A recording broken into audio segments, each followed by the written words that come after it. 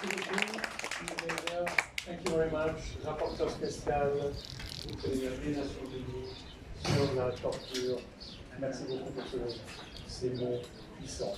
Et maintenant, j'aimerais passer la parole à Madame Stella Mouris. Madame Stella Mouris est la fiancée de Jolien Assange ainsi que la mère de leurs 2 enfants. Stella, I invite you to the microphone. Thank you very much.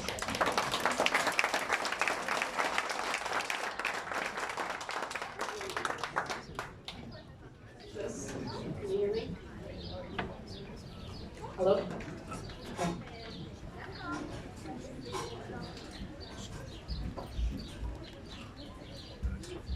I'd like to thank everyone. Thank you, Pierre. Thank you, everyone, for being here, for making this possible in the city that embodies the values that Jolien defended, the values that are being attacked with this prosecution and with his incarceration and persecution.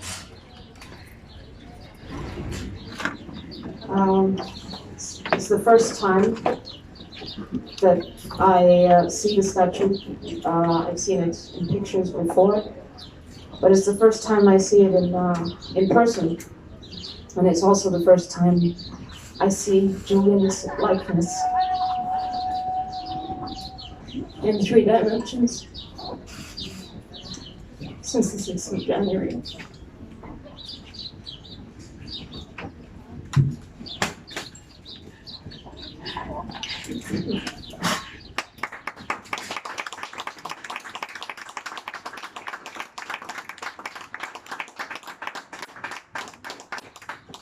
I was doing some interviews there, and the photographer asked me to get on the chair and also to get on the chair next to Jolien.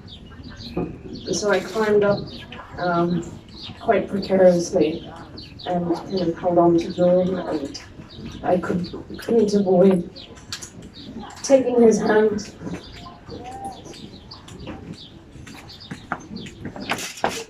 And I have to say it was very lifelike.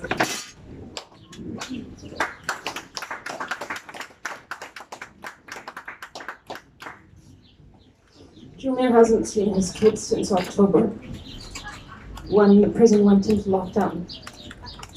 The last time I saw him was in court on the 6th of January, when his bail was rejected. I don't tell the children that their father is in a prison. They have no concept of what a prison is. Because when I want to teach them what a prison is, I want to tell them that that is where criminals go, where bad people go for doing bad things, not where good men go for doing good things. He's in a 9 square meter box, sorry, a 9 square meter metal box.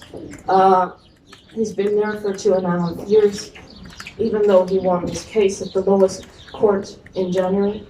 He's still there, and he's struggling. We're in a situation now where the only 2 outcomes that will happen is either Jolien regains his freedom or he loses his life. And if he loses his life, it's done.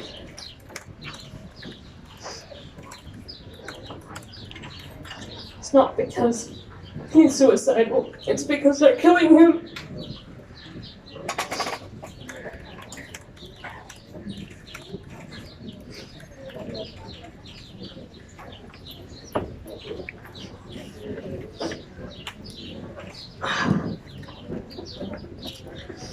I'm here to remind you that Jolien isn't a name, he's not a symbol, he's a man, he's a human being, and he's suffering. He has children, he has a family. They're hiding him from view, they're silencing him, but he's alive. And it is a criminal aberration that he is in a prison cell.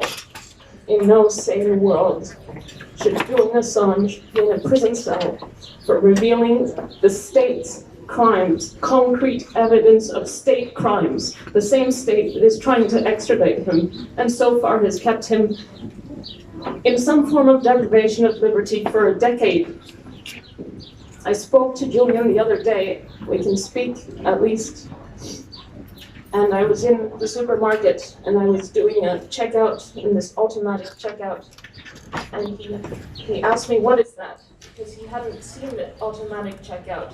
He hasn't been to a supermarket for 10 years, and it's just an increasing dehumanization, putting him in ever worse conditions. And how much can a human being take? So I'm so grateful to the people of Geneva, to the press, to the city, for calling for his freedom. Biden is coming to the city in a few days' time, and everyone should tell him to stop this lunacy. It is an aberration that Julian is not a free man.